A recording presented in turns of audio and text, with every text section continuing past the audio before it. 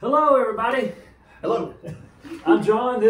I'm Jay Briggs. All right, and Jay's joining me for Theology Thursday, and we're back on Thursday. And so I've got some questions for Jay, but we're just going to start off chit-chatting a little bit, all right? So, Jay, where were you raised? Born in Arlington, Texas, when my dad was in seminary out there, and then took his first job in Texas. So I was there for the first few years of my life, but then really consider Hendersonville, North Carolina home, and that's where my parents still live. Although I would say Greenville is really home now. Okay. Amanda and I have lived here off and on for about a decade. So, just up the mountain in North Carolina, and went to school there, and still sort of feel like that's home in my heart in some ways. Now, recently you did you read a children's book to our kids, and you had on a T-shirt that indicated that I mean it very much is unorthodox to be wearing this T-shirt around here. Yeah, that's right. Are you a North Carolina fan? Yes, big North Carolina fan. It's in the blood. It's the other religion that my family follows. Yeah, I think that was the biggest learning curve in becoming a South Carolinian, was like, you can't say you're a Carolina fan because it gets misinterpreted. Yeah, that's right. I am a North Carolina fan. North Carolina fan. Tar Heel. Well, you've already mentioned your wife's name, Amanda. Yep. Well, where did you meet Amanda? We met in college. We both went to a liberal arts university in North Carolina called Elon. Burlington. Yes, in Burlington, like outside of Greensboro. Mm-hmm. So we did theater there together. We met. She's a year younger than me.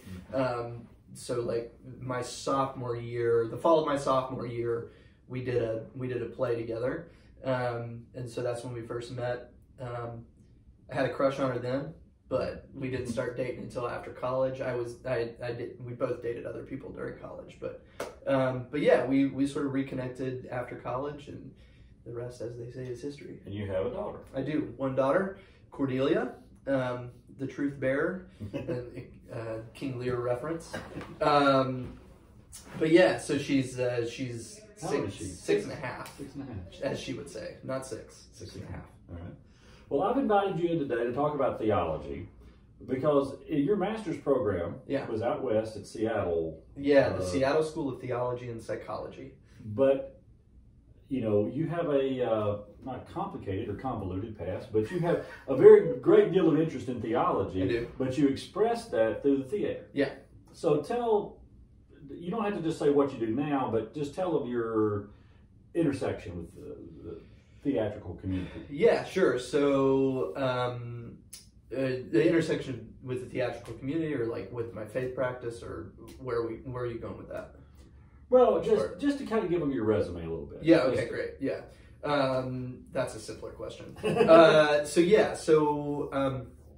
I studied theater in undergrad, have a BFA in acting. After that, went to New York for a few years, worked in administration there, while also like scraping together the resources to like kind of self-produce some theater with some friends while I was there. Ended up leaving New York during the recession in 2000. I left in 2009. I didn't know that.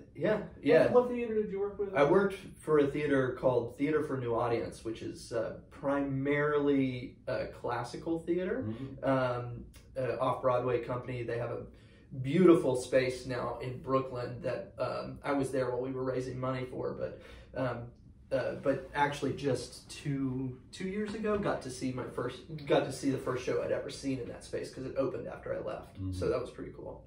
Now some of the plays that you've directed. Yeah. Just call out some of those for. So locally here, I've directed a lot at the Warehouse Theater downtown, which is also where my full-time job is. I'm on staff there in sort of a patron services capacity. So front of house and box office and that sort of thing. But that's also really my artistic home here in Greenville. I directed my first show there was a really crazy show called Important Hats of the 20th Century.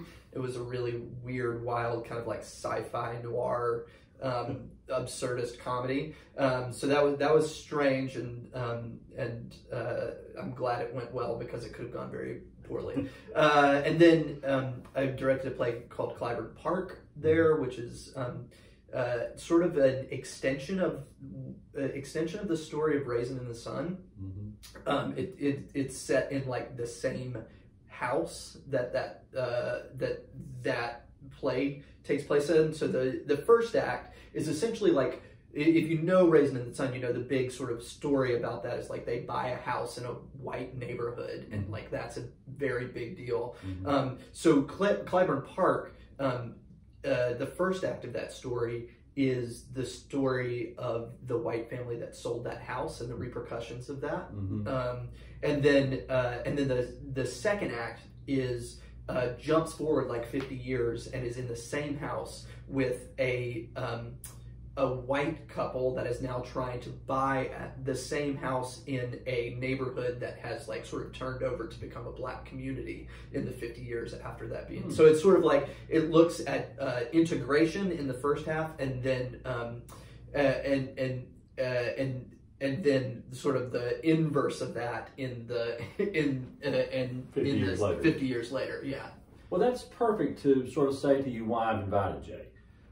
Jay's going to talk to us about faith, theater, movies, and those intersections. And so I'm going to get to my questions finally now. All right.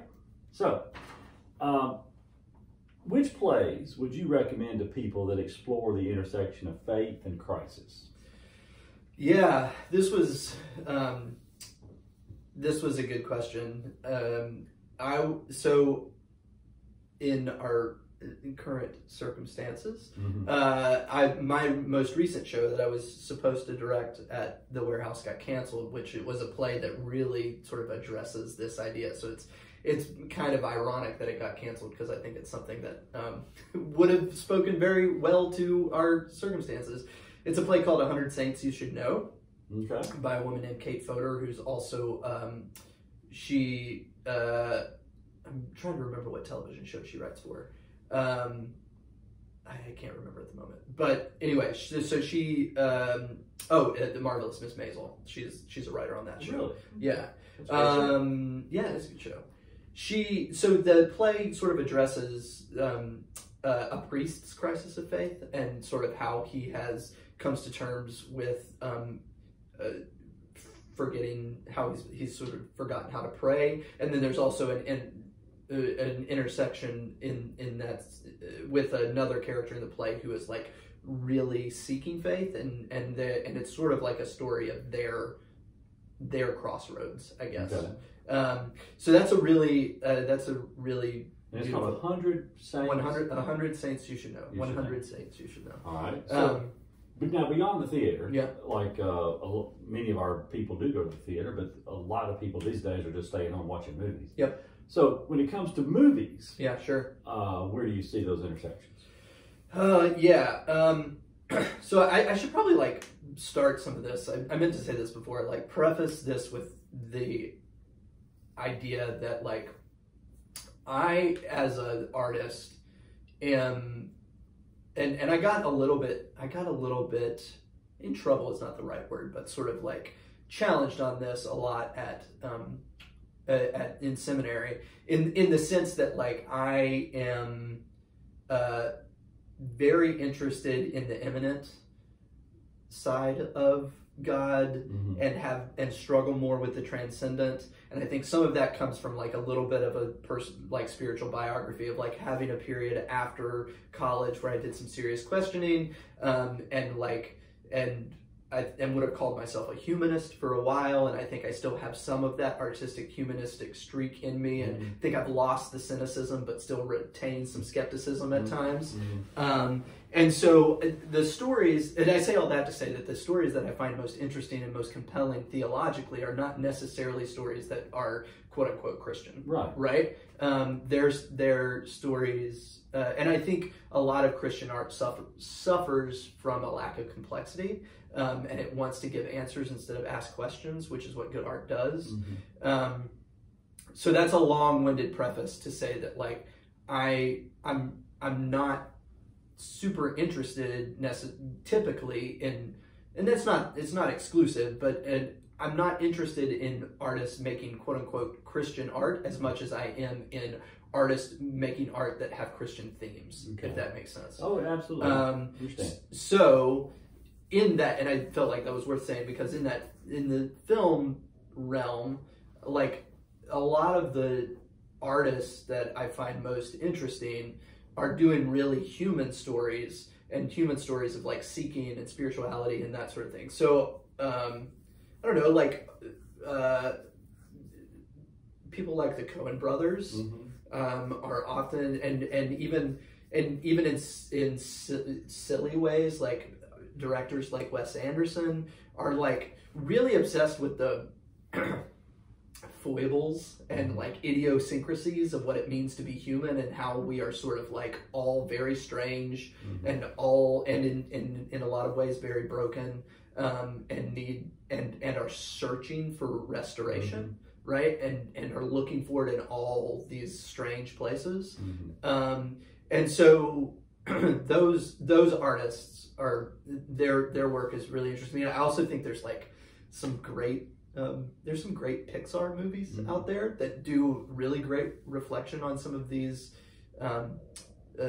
themes of, like, relationships and restoration and redemption and what's one of those Pixar ones? I mean, I think that's what you watch. Yeah, we watch a lot of those these days. I think Up is a great one. Oh, Up makes me sad. It does, yeah. Ellie. Yeah, I know. It's so. How do you get through the first 5 minutes? I can't get through the first 5 minutes. So. Yeah. I mean, it is. If you haven't seen Up, I'd recommend it. Yeah. But I wouldn't recommend it. I mean, I can't. Joanne knows this. I can't watch it more than 5 minutes without just walking out of the room. But so Up is one. The most recent one that came out is really great too. Onward. I don't know if you've seen that yet. I saw the advertisements. Yeah, it's great. I mean, it's I think it has this sense of the world being. I think what I love about it is it takes place in sort of like a fantasy world, and the characters like elves and centaurs and like that sort of thing. But it looks at the world in a way that it looks at this fantasy world and says we've lost a lot of the magic of the world, and we're trying, and this the whole point of that movie is, like, sort of a quest for reinvigorating our sense of mystery and magic in the world, and I think that is, like, a beautiful lesson for the modern world of, like, we think we understand everything, but maybe we need to take a step back from that and, like, look for and sort of seek out the questions as opposed to. Well, we may just throw out these questions and go another direction. Okay. I mean, there are things like you mentioned the Coen brothers. Yeah. The movie they made that was really the modern Job story. What was it called? Simple Man. A Simple Man. Yeah. It is a sort of a modern take on the Job story, and the Coen brothers are Jewish. Yeah. And so they know the Job story. It's been told to them all of their lives. Yeah. We in our tradition have been told that, but that was a great updating of the story. Yeah. Right. Now, if you were a person who comes to church with some regularity, I don't think you could have been through the first 30 minutes of it without recognizing this is the Job story. Right. Now, if you are infrequent to houses of worship, you might have watched the whole movie and thought, well, man, that's a tragic story. Yeah, that's right. And I think that's, I mean, it's funny you mentioned Job, and maybe it's just because it's on my mind, but that's also one of the things Job's one of the things I've been thinking a lot about during this time. Yeah. I mean, all of us. Yeah, when we think about pandemic and we think about, like, how how do we look to Scripture or whatever to understand some of what's going on in the world? And maybe understand is not the right word. It's because I think Job does something to teach us, in my mind. Job does something to teach us about how we stay in relationship to God through tragedy, as opposed to like looking for some sort of understanding of why tragedy happens. Right? That's a good point. Yeah, because all of us want to default to a position of trying to figure it out. We like a riddle, a mystery. We're trying to figure it out. Whereas the Job story is just, I want to maintain a relationship with you in spite of the fact that I really don't get any of this. Yeah. And I'm not going to really waste a lot of mental energy trying to figure it out. Right. I just know that I kind of need you. You're like a life jacket for me. Yeah, and actually it's the friends, it's all Job's friends that think they have the answers, right? But Job is sort of like, he's not content. He's, and I think that is what, that to me is sort of like the lesson of that story, is that that there's a struggle in that relationship, where it's not that it's just unresolved, that he's okay with it being unresolved. It's that he wants to be in dialogue about what's happening. Right, and I think that's when you mentioned earlier that oftentimes so-called Christian cinema, or Christian anything, is simplified. Yeah. It is a straight linear line. That's the way they draw it. That's right. With no complications, no ups and downs. There's no texture to it. Because I don't know why they draw it that way, because life is not that way. Life's not that way for them. No. But they draw it that way because they're after answers. That's right. That's the way you draw that out. Whereas Job is actually a biblical story. I mean, it's not created by us. It's created in another world. And Job is a story that goes up, back, and there is so much contour to that and traveling. There is no process of step 1, step 2, step 3. It's more like step 1, then we step back 3 steps, then we take a step to the right. It is a very complicated story. And I think that we may have just answered the question of why Christian cinema doesn't do it, because it is harder to tell a complicated story, especially if you're not going to resolve it. If you're going to let it be hanging out there for the audience, and I think they don't trust their audience is what I think. I think they don't trust their audience to draw these conclusions.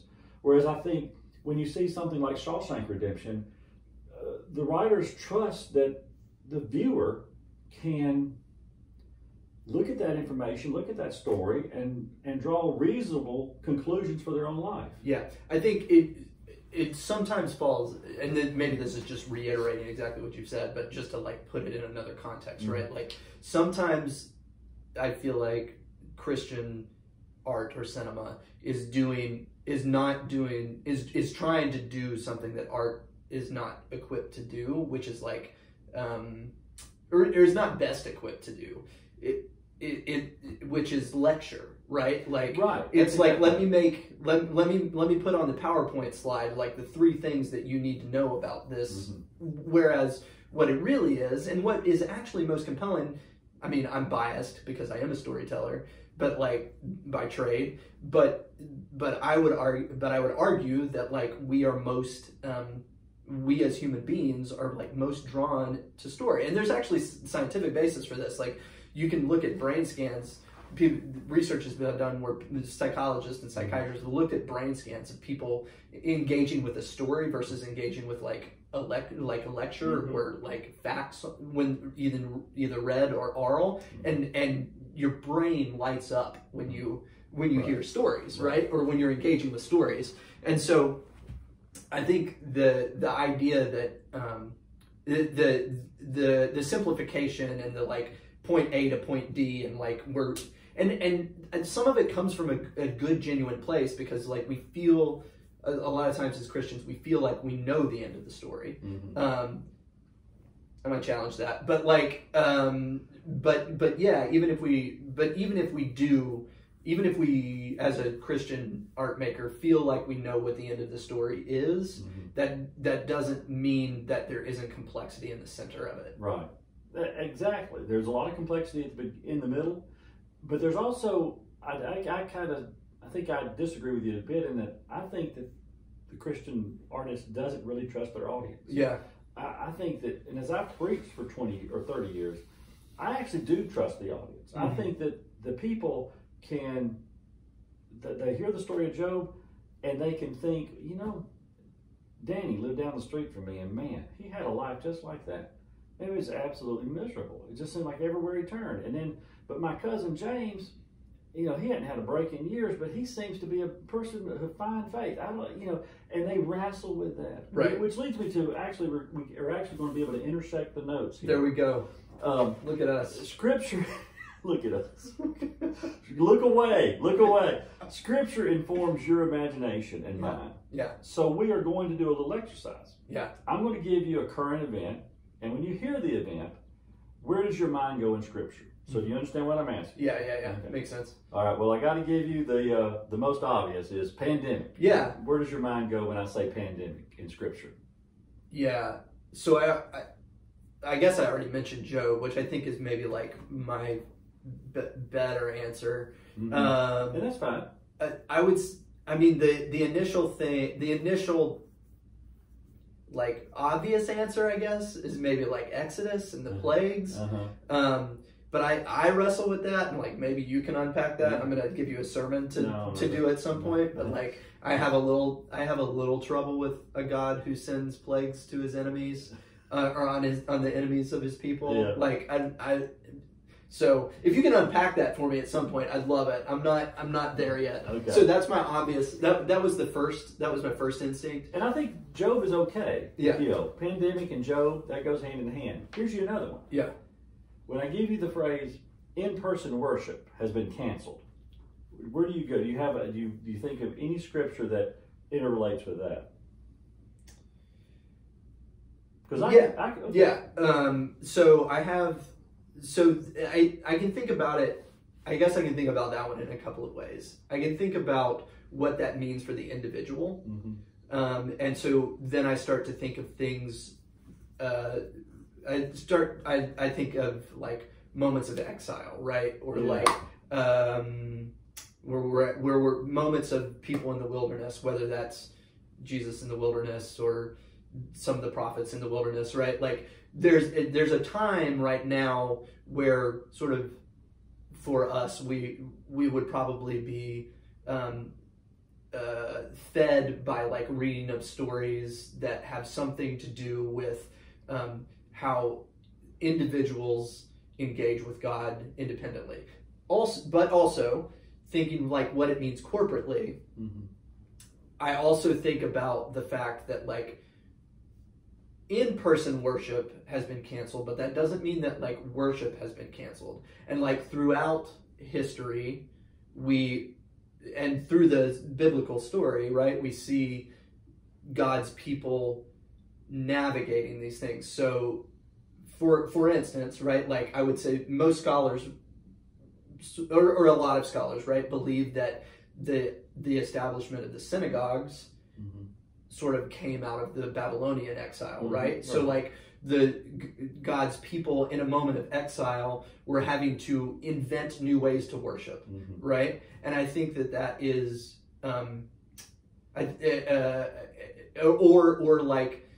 or if you want to put it in a New Testament context, right? Like after Jesus was gone, the church had to reinvent itself, right? Because it's no longer like we're no longer following around a like itinerant preacher. We're now like trying to form something, and just throughout history, the tradition has had to like meet its circumstances and invent new ways to like be community. And I think that's just that's what I would go to as well. It's not like is like how are we imagining this moment as an opportunity to like to reimagine worship. And I think that exile is exactly where I go. When I think of a scripture related to in-person worship, I do think of exile because of exactly what you were hinting at. They loved their temple. Yeah, right. And when they went to exile, they felt like, we're done with that. It's just like we loved in-person worship. And now that they didn't have the temple anymore, they reinvented. Necessity is the mother of invention. That's right. And they eventually got to the synagogue, but before they got to the synagogue, this is the great period of where they collected their stories and began to write things down, because they said, well, we can't go to the temple, but let me tell you a story. There's this guy, they called him Moses, and man, he was such an instigator. All right, well, we have had to move from the temple. We've been exiled, so to speak, and we've had to think of new things to do. In fact, this is one of the new things that we're doing. Right. Yeah. So for a final exercise, because I don't know how long we've been doing this, but a final exercise, I'm going to give you a story from Scripture. You tell me how you would retell it for our day. Okay? An example. I'm going to give you an example. Like the David and Goliath story. Mm-hmm. And I just want you to do broad strokes. Like if I was telling the David and Goliath story, if that was the one I'd given you, this is the example, I would make it sort of a sporting event. Mm-hmm. And it would be like a football game. And there was this one school that had several thousand students, and another school that had just a few hundred students. And they ended up playing in this semifinals of the state championship, and so we build up to this Friday night. And I'm not going to make either of the two teams, either of these young men, out to be the Goliath character in the sense of being just a smart aleck and a troublemaker. I mean, I might have some of their fans in the stands on both teams be sort of troublemakers and so forth, but there'll be nobody's head will get cut off at the end of the game or anything like that. Yeah, that's good. But that's the way I would. You might sell more tickets if you did that. It's not going to be Friday Night Raw or anything like that. But that would be the way I would reframe that story for a modern audience. So you understand what I'm asking. So it's your turn. Do you have a specific story? Let's see. Or is there? Okay. So why don't you pick one? I could give you one if you want one, but. This has maybe been in my mind because we talked about it not too long ago, and we also talked about it in high school, Sunday school, not too long ago as well. But I've been thinking about the Jonah story some, because, and let me tell you why. I've been thinking about it because that is, and in light of everything that's going on culturally right now, like, what a story of prejudice, right? Yeah. And this is a guy who, like, I mean, he's sort of an anti-hero, I guess, but like, he's a prejudiced dude. Yeah, he is. And God called him. Yeah, that's right. God called him. He said, and he said, those people, right? Like, I'm not into those people. So I think there's something like timely and juicy there. And, like maybe he's a, also because like I would want to remove the context from something like explicitly spiritual. So I think it would be, maybe it's something like, maybe he's like a public defender or something, right? Yeah. Like, and he is assigned this case to this person that he has utter distaste for, right? And like initially shirks that responsibility, and then like realizes he has to do it. And then the other crazy thing about the Jonah story, right, is like he wins the case, right? He wins the case, and then he's bitter about it, right? Like he hates it. Yeah, he hates that he got this person off, right? And I think there's just, I don't know, there's something very rich in that around. I could see this story where he wins. The Jonah character wins in court. He's a little despondent when the judge reads the verdict. And he has to go out on the front steps of the courthouse now and talk to the press about it. Right, yeah. Wouldn't that be an awkward situation? Yes, absolutely. He's got a sort of fake enthusiasm for, you can't explain the justice system. Yeah, that's right. That's right. So there's something, I don't know, I think there's something, and the complexity of that around, like, he's probably having, I mean, there are some, the flip side of that story is, like, Jonah had some legitimate reasons for not liking the people that he didn't like, right? Like, they were not great characters, but, like, And so I think there is, I don't know, there's something interesting in that to me around like the sort of grayness of like who is right and who is good and who is evil and who and how do we how do we sort of manage a calling that doesn't seem like what we would want? Right. Yeah. Does that make sense? Oh yeah, absolutely. That's a great choice. That is a great choice. Yeah. Because that's a powerful story, a powerful biblical story, and I think we could retell it with that court case in a very powerful way. Yeah. So the theater has. I mean, this was one of the questions earlier on that I skipped and I think we're probably out of time now. I can't read the time there. We got about 30 seconds, so it's time. But the theater has shaped. I mean, I guess that's the question. Does theater shape the way you read Scripture, or has Scripture shaped the way you see and view the theater? Is both. I mean, the theater. So I often say I'm a good director because I've been reading Scripture since I was a child, mm-hmm. and now also have some formal training in like exegesis and hermeneutics and like mm-hmm. understanding like looking at a text and parsing it for what the point of view is and like what's going on under the surface, mm-hmm. right? That I feel like that's made me a good text analyst as a director, But the being a theater person has also shaped how I view Scripture, because I think I've already said this, but like narrative is very important to mm-hmm. me, and like I look at Scripture not just in the micro narratives, but I'm also like very much of the school of thought that like we are part of an unfolding story, mm-hmm. And that Scripture is a part of that, and mm-hmm. like gives us gives us sort of like the backstory of who we are as God's mm-hmm. people, mm-hmm. And so just sort of like looking, and then in the macro story, that's the macro story, and then in the micro story is obviously like being able to read, being able to sift through these archetypes and like understanding what's happening narratively has really sort of shaped who I am as a Christian and how I approach Scripture. Well, I'm gonna have to have you back again and to talk about point of view. Yeah, I would love to talk about point of view as it applies to Scripture. Right. I should have said this at the beginning, but I don't have a director with me today to remind me to do these things.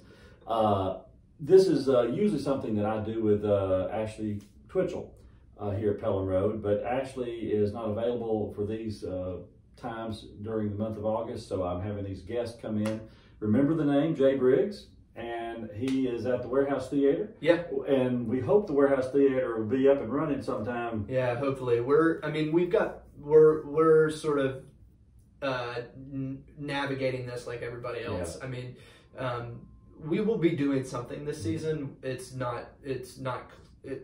undetermined exactly what form that will be yet, right. But well, we wish you all the best, and we will get back together again and talk about point of view. Thanks for joining us here at Theology Thursday. Thank you.